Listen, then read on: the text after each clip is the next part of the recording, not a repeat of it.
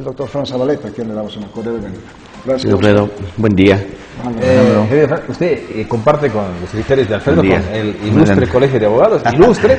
De antemano a todos los televidentes, los mejores parabienes este 2020, que sea siempre de prosperidad y de lucha constante, porque el pueblo boliviano siempre ha ido en aras de búsqueda de solvencia, solidaridad, y tenemos que quitarnos esas taras, ¿no?, de tener ciertos complejos en los 14 años ya adquiridos como propios, que no son así.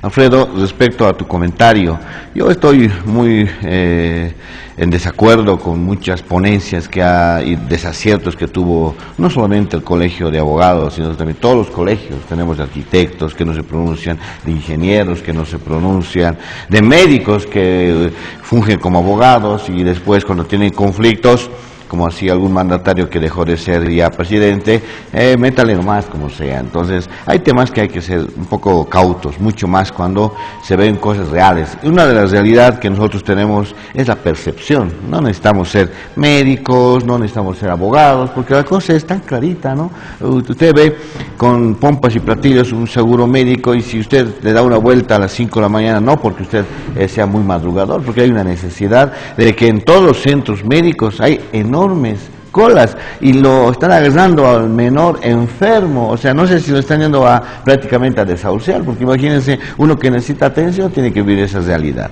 Entonces, con ese comentario, Alfredo, hay que darle un enfoque, o sea, nuestra misión acá, como un medio de comunicación masivo en su perspectiva y de aceptación en todos los televidentes, esa es la solución, porque el quejarse es de todos. Que está mal aquello, que los baritas no atienden cuando hay congestión, que las vendedoras han sobrepasado las aceras. ¿Y quién le da solución? Daremos un análisis, por lo menos certero, no comentario, porque los comentaristas, a los que se han llamado analistas políticos, ya son comentaristas, ni siquiera los que hacen fútbol creo que ingresan en esa inobservancia tan real. Respecto a lo que ustedes seguramente y la población están esperando, ¿no? ¿Qué hacemos con esta abrumante aplicación de la ley y la justicia en Bolivia? Yo razonaba en estos últimos días y veía, ¿dónde está el problema? Para mí, el problema no está en la ley. No está en la ley. Tenemos muy buenas leyes. El problema es el que lee la ley. El problema es el que aplica la ley. El problema es el que se ha separado de la Constitución porque todo el mundo lo pisoteó, ¿no es cierto? Entonces, académicamente tiene que tener una solución académica, no puede tener una solución empírica no, es que a mí me parece bien, no es eso. Vale mucho más para el administrador de justicia. Tiene que sustentar en una normativa, en una decisión ya, inclusive con fallos constitucionales, donde marca línea vinculatoria. En ese sentido, veíamos, por ejemplo, el tema del desastre que hay de la aplicación de la ley. Primero, un desacierto con doña Cristina Mamani, primera presidenta del Consejo de la Magistratura, que en razón de su vestimenta, no en razón de lo que tenía acá, ¿no es cierto? Y con el mayor respeto a todas las señoras, que yo respeto mucho a las señoras de Polleras, que trabajan día a día, se fortalecen y además estudian. Estamos viendo en medios de comunicación, en la banca, en ministerios, que hay profesionales que aportan. Pero hay gente que verdaderamente destruye. ¿Y cómo lo ha hecho la señora? Con nombre y apellido. ¿Qué hemos tenido? Hemos tenido a jueces que eran brillantes. ¿Qué los han hecho? Los han sacado. Y en vez de ellos, los pusieron a colegas que estaban 2 años terminando la carrera de Derecho, jueces cautelares, donde deciden inmediatamente la libertad o la situación crítica de un procesado.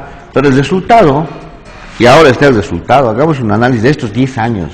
10 años de ingreso de una justicia, cuando la Constitución Política del Estado le daba 60 días para poder implementar el tema de la institucionalización de los jueces. ¿Lo hizo? No lo hizo. ¿Lo hizo el siguiente mando en la suplencia? No lo hizo. ¿Lo hacen ahora los actuales consejeros? No lo hacen.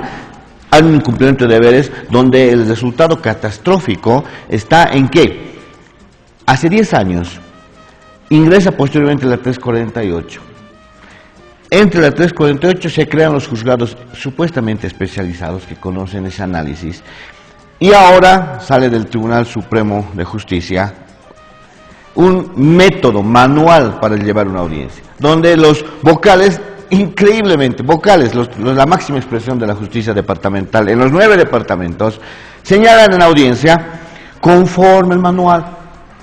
O sea, se sienten orgullosos de tener un manual para decirles, a ver, abogado, dígame usted, ¿qué es lo que pretende? No me venga a contar toda una historia del proceso, porque debe ser mucho, debe ser horas. ¿Qué es lo que pretende? No, doctor o juez, yo pretendo que mi cliente salga libre por esto, porque tengo documentos, punto. ¿Qué más tienes que analizar? Pero no, que en 1997 hubo un proceso. Eso se adapta en el proceso de investigación. Y el juez tendrá que decir, muy bien, a usted le escuchó, una audiencia, máximo 45 minutos. Cautelar, es cautelar, por Dios. Pero no, ustedes en prensa han visto que la audiencia empieza a 3 de la tarde y termina a 3 de la mañana. ¿Y para qué determinar una detención que era inminente? Si tenemos un fallecido, un presunto autor con un 99% de autoría, por favor, o sea, ¿qué cosas tienen que analizar? Entonces, bajo esa realidad, yo veía un elemento que debe implementarse inmediatamente, el proceso de institucionalización en los entes de administración de justicia. ¿Pero bajo qué parámetro? Primero, cambiar esa nefasta concepción, hay que cambiar de generación. Está bien, cambiamos de generación, o sea, los viejitos a la jubilación y los jóvenes que ingresen a la carrera judicial. A la carrera judicial, con una formación y experiencia a la par de su formación. Podemos tener, Alfredo, grandes doctores, que te lo van a recitar, la normativa procesal, la normativa sustantiva, pero que lo apliquen. Yo conozco gente que antes, y ustedes los que están lastimosamente en urdes de litigio, el juez, el primero que duda de la ley, ¿no? ¿Por qué? El que tiene duda agarra su código y está buscando, ¿no es cierto?, para sustentar su ponencia. Entre buscar un código, el procesal, el sustantivo, el código penal, ya se ha metido sus 15 minutos. ¿Usted cree que va a aprender ese momento? ¿Lo va a razonar correctamente? Ese señor, como los vocales les decía, ¿no es cierto?, debe de agarrar el expediente, debe llegar a ese nivel, deberá de establecer, revisar, escuchar a las partes, y el momento de fallar, porque es bajo el principio de oralidad y concentración, el momento de fallar, dictar su resolución, fundamentar el hecho, sustentar en derecho. ¿Por qué está pensando de esa forma y está razonando, está analizando con el artículo? No está buscando el ratito su artículo y buscando la ley. Eso lo puedes permitir al abogado porque todavía está en un camino, ¿no es cierto?, de una defensa. Pero no es que va a razonar. Es como cuando a uno le dicen, señor, usted va a ir a la misa, la mayoría son católicos y los que me van a entender, le dice, no es cierto, vamos a hacer una oración al Padre Nuestro. ¿Usted agarra su método para el Padre Nuestro? No, usted ya lo conoce, lo sabe, inclusive cuando son más doctrinarios, evangélicos, etcétera, el Padre Nuestro lo desmenuzan. Entonces, si tenemos un juez que como requisito le ponen 2 años, él tiene que cambiarse por lo que siempre ha sido, y hemos tenido resultados en Chile, que aquí cerquita, en el Perú, en España, imagínate, ejemplo, en España tienen el sistema inquisitivo por escrito, y nadie se queja. Europa, estamos hablando de Europa, donde el nivel de criminalidad ha avanzado al 100%. Ellos no se quejan, ¿por qué? Porque tienen seguridad de su justicia. Actualmente con los Estados Unidos, que tiene mucha semejanza en interpretación, es la justicia más creíble en el mundo. Quienes bajan a presidentes, o sea, no, es que es el ejecutivo, no. La ley dice esto, aplique, ¿no es cierto? Y esa persona tiene solidez, ¿por qué? Ese ciudadano que es juez no va a estar mañana, a ver, doctor, por favor, o sea, te subordinas al teléfono, eso se llama tráfico de influencias, o te subordinas a la ley. Ahora, te subordinas a la ley, como muchos jueces y fiscales están presos, ¿no? ¿Por qué no? Incumplimiento de deberes. ¿Y quién lo apresa? ¿Sabe quién lo apresa? Gente que no tiene competencia, el Ministerio de Gobierno, lo apresa la policía, al juez. Entonces, si al juez lo hacen eso, imagínate una persona de a pie, entonces todo el mundo se comienza a rinconar. Falta de institucionalización. Ahora, esa institucionalización que estamos pidiendo desde hace bastante tiempo, lamentablemente por estos temas de políticas de los zurdos, caramba, por eso yo tengo mucho reparo con el Foro de Sao Paulo, Alejandro. Y muy pocos lo comentan, aunque en algún momento nosotros lo comentamos aquí en todo un programa, pero después otra vez enfriamos el tema. Y nadie se acuerda, por ejemplo, de este acuerdo, de este encuentro de Puebla, que no hace un par de meses que se llevó adelante. Nadie. Porque el Foro de Sao Paulo se ha convertido en una fábrica de presidentes zurdos, y además con presidentes mentirosos casi. Así hay que decirlo con nombre y apellido, porque, ¿no es cierto? Sí, sí, sí. Y entonces acá la institucionalización que nos dice acá el doctor Zabaleta, es decir, hay mucha razón. Pero ¿por dónde empezamos? Es el tema, ¿no?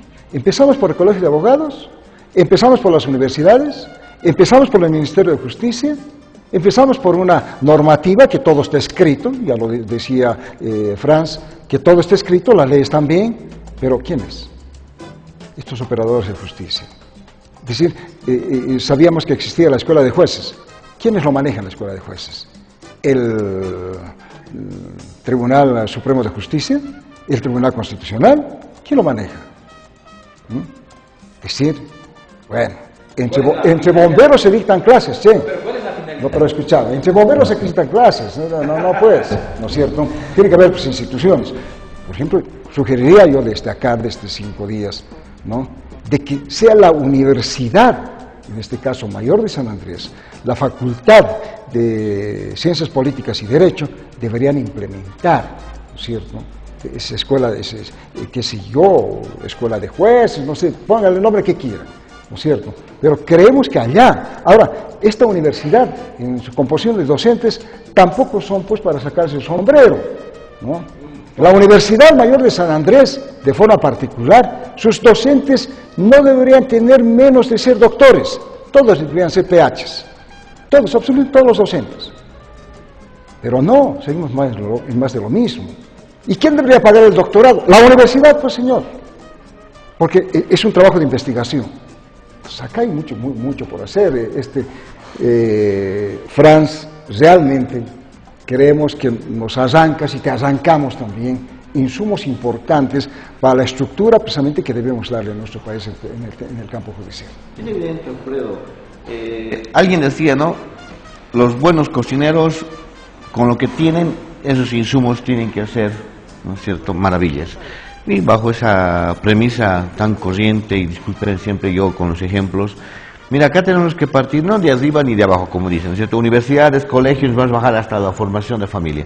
Tampoco podemos decir arriba, hablemos de los supremos, imagínense, con el respeto que se merecen los que tienen esa investidura, cómo han llegado a esos cargos, ¿no? Entonces, veamos a la mitad. A la mitad, les aseguro, tanto en profesionales, médicos, psicólogos, abogados, etcétera, existen profesionales que han cursado ya 1 década o 2 décadas en formación académica y además han estado en esa ardua lucha de la profesión libre, que son conocidos a nivel nacional, no porque salen en la tele o están en la prensa, son los sobresalientes, no. Existen profesionales que sin necesidad de ese, que es un gran privilegio porque la prensa construye y destruye, existen profesionales. Segundo, el requisito sine qua non para ser nombrado juez actualmente debe ser 10 años de ejercicio en la profesión, como siempre ha sido en el pasado. Tercero, la escuela de jueces, creo, Alfredo, es dependiente del Consejo de la Magistratura, que como misión y visión tiene la formación académica, pero hoy por hoy esa misión y visión bajo el pensum y el contenido que ha sido emergente, una formación, se ha restringido a una formación por internet. Eso debe ser eliminado, ¿no? No es que sea base, pero sí es una fuente de información, pero no puede ser académica para tal grado de responsabilidad. Segundo, los exámenes que se llevaron, miren que les habla, he estado en la 8ª promoción de la Escuela de Jueces, donde venían, ¿saben?, en apoyo, venían los cubanos, venían los españoles, y en razón de todo ese legaje, solamente la formación de una materia, no era el total de la formación. Y vinieron profesionales, ¿no es cierto?, que han estado en el Tribunal Supremo, Kenny Prieto, por ejemplo, que una persona de avanzada edad, pero que se las conocía todas, tanto en derecho como el hecho mismo, ¿no? Decía, no, acá el artículo 1, antes del 2009, decía, el artículo 1 dice que somos un Estado. A ver, postulantes, ejemplo, ¿qué es Estado para usted? Imagínense, un abogado ya de 10 años se olvidó que era Estado. Los elementos compositivos, los elementos constitutivos, el elemento formal, o sea, no vamos a hablar del Estado, es lo que yo creo, tiene que sustentar en un autor, en una fundamentación, y semejante profesional, formando a otro profesional, tiene que ser por lo menos el 50% de bueno. Con ese solo comentario te digo, en una formación de 8 meses, que ni siquiera es años, de 8 meses, se tuvo ciertos resultados, tanto en fiscales como en jueces. ¿Por qué? que tú sacrifiques tu tiempo de vida, como tú dices, Alejandro, toda una investidura, y que venga un político que ni siquiera ha pasado las aulas de la secundaria, y por una simple sindicación tú mañana estás preso. Esa persona que durante 20 años ha comenzado a formarse, políticamente tú estás preso. Pero hay el riesgo, ese es el riesgo. El juez, el fiscal que asume ese cargo, es cuando tú ya hayas culminado tu formación y puedas ir a chocar contra todos estos poderes, ¿no es cierto? Porque ¿cuándo es justicia? ¿Una justicia que tarda? No, no es justicia. Entonces, cuando tú hayas desembocado, pero si le vas a nombrar a un jovencito que está con la aspiración de formarse, de tener sus bienes patrimoniales, etcétera, obviamente que la carrera judicial o carrera del Ministerio Público se va a volver en una actividad laboral, que no es esa. Es como que la carrera de docente. Hoy por hoy, discúlpame Alfredo, y yo sé que tal vez voy a ahondar más el fuego que tú tienes, vamos a tener docentes, empleados y tan mediocres que ellos mismos no se quieren, ¿no? ¿Usted es docente de la Universidad Nacional? No, ¿quién te ha dicho? O sea, tan de vergüenza ser docente de la universidad. Es más, algo más, Franz, en el gobierno de don Evo Morales Saima, yo no tengo nada, más bien las tengo un aprecio especial a la trabajadora del hogar. Tengo un aprecio especial, de verdad, ¿no? ¿Sabe qué? En el gobierno de don Evo Morales, una trabajadora del hogar fue ministra de Justicia. Claro. Es decir, acá, pero ¿sabes qué? No es culpable don Evo Morales Saima. Yo le diría que no. ¿Por qué? ¿Por qué te voy a decir? Los culpables somos nosotros de permitir que aquello ocurra. ¿De acuerdo? Fue una imposición. Pero no importa, pero ¿sabes qué? Tenemos que decir, esta boca es nuestra, la tenemos que decir. Por eso yo digo, así de forma muy personal, que el colegio de abogados, al igual que el colegio de economistas, arquitectos, ingenieros, etcétera, etcétera, se han formado. Ellos tienen que haber dicho en su momento, señor presidente, usted está haciendo mal. Señor presidente, no cometa este tipo de temas. Está usted, yo sé que sí, pero nunca lo han dicho. Estamos de acuerdo. Porque estos señores vivían su confort, su área de conformidad. Lograban lo que ellos querían y listo. Para su sector, pare de contar. ¿Qué le importa el resto? Y la justicia no es la excepción. Sabemos muy bien, desde los famosos y denuncias de los bufetes de abogados, de los consorcios de abogados, involucrados en ciertas reciprocidades por parte del gobierno. Vivían su área de confort. Cuando tú vives en tu área de confort, ¿qué me importa lo demás? Y eso es lo que también hay que trabajar. Pero sí, definitivamente. En todo caso, este es un tema que seguramente vamos a ir abordando más a lo largo de los próximos programas con Franz. Vamos a tratar de arrancar de siempre.